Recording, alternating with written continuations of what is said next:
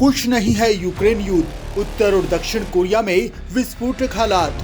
तेजी से गरज रहे फाइटर जेट, न्यूक्लियर टेस्ट करने को बेताब किम जोंग। उत्तर कोरिया की मिसाइलों के जवाब में अमेरिका हुआ हाई अलर्ट।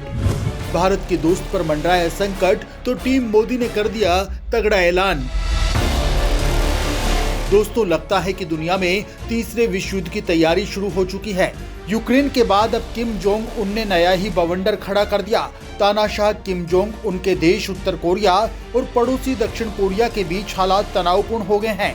तो वहीं भारत के जिगरी दोस्त जापान के साथ किम जोंग उन ने नया ही बवाल खड़ा कर दिया है, जिसके बाद टीम मोदी भी हाई अलर्ट पर है। बड़ी बात तो ये है कि उत्तर और दक्षिण कोरिया दोनों ही देशों ने एक दूसरे की सीमा के पास फाइटर जेट भेज दिए और इस बीच किम जोंग उन अब उत्तर कोरियाई परमाणु बम के परीक्षण की तैयारी कर रहा है, जो दुनिया में बवंडर लाने वाला कदम साबित हो चुका है, क्योंकि सीक्रेट साइट का दरवाजा खुल चुका है और अब हालात किसी भी वक्त विकराल हो सकते हैं। तो ऐसे हालात में मोदी कौन सा कदम उठा सकते हैं? क्या पीएम मोदी इस बार किम जोंग उन से सीधे भिड़ सकते हैं? क्योंकि किम जोंग तेजी से पाकिस्तान को मिसाइल टेक्नोलॉजी सप्लाई कर रहा है और भारत के दोस्त जापान के साथ भिड़ने भी जा रहा है। भारत के संबंध साउथ कोरिया के साथ भी बहुत शानदार रहे हैं और अमेरिका इस वक्त किम जोंग उनके खिलाफ हाथ धोकर पड़ा है। लिहाजा क्या किम जोंग उनको पछाड़ने के लिए मोदी कोई खास प्लान बना चुके हैं? और क्या किम जोंग उन भी भारत के दोस्तों के चक्कर में इस बार डायरेक्ट भारत पर ही अटैक कर सकता है?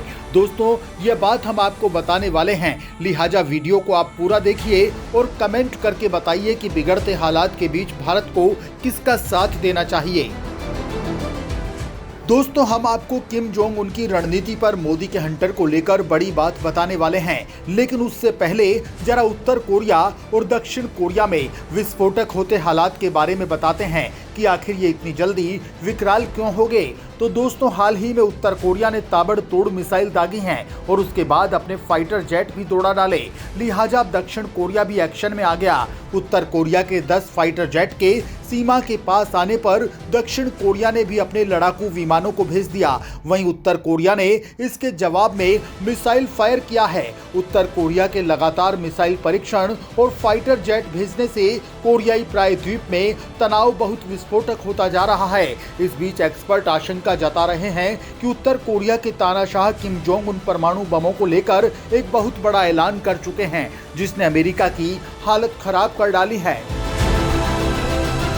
परमाणु हमले की तैयारी में Kim Jong Un, high alert पर न्यूक्लियर वारहेड वाली क्रूज मिसाइल, अमेरिका में बज गई खतरे की घंटी।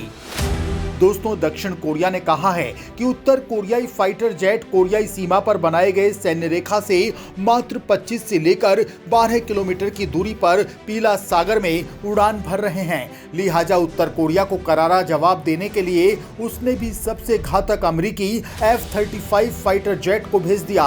और दोस्तों, इस बात से किम जोंग उन बेहद खफा हो गया। उसने तुरंत ही एक कम दूरी तक मार करने वाली मिसाइल दाग डाली। इससे यहाँ तनाव बहुत ज्यादा बढ़ गया।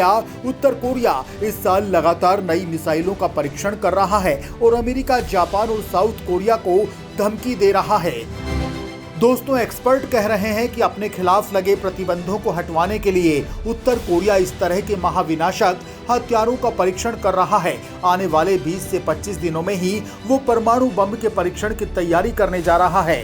किम जोंग उनके इस ऐलान ने अमेरिका की हवा टाइट कर डाली, क्योंकि वो रूस से ही निपट नहीं पा रहा था। ऊपर से चीन और उत्तर कोरिया ने उसके सुपर पावर वाले तमगे को खतरे में ला डाला। हालांकि दोस्तों, ये खतरा अमेरिका ही नहीं बल्कि भारत के लिए भी है, क्योंकि किम जोंग उन चीन का पालतू है और वो अब वही काम करेगा जो चीन उससे कहेगा। दूसरी ओर भारत के दोस्त जापान और साउथ कोरिया पर मंडराते संकट से मोदी की टेंशन बढ़ गई। तो फिर मोदी क्या कुछ करने वाले हैं? क्या भारत इस बार आर या पार वाले मूड में रहेगा या फिर पूरी तरह से युद्ध से दूर रहेगा? ये एक बड़ा सवाल है जिसका जवाब टीम मोदी तलाश चुकी है।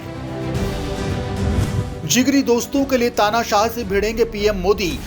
जापान पर बढ़ा खतरा तो भारत लेगा नॉर्थ कोरिया से पंगा।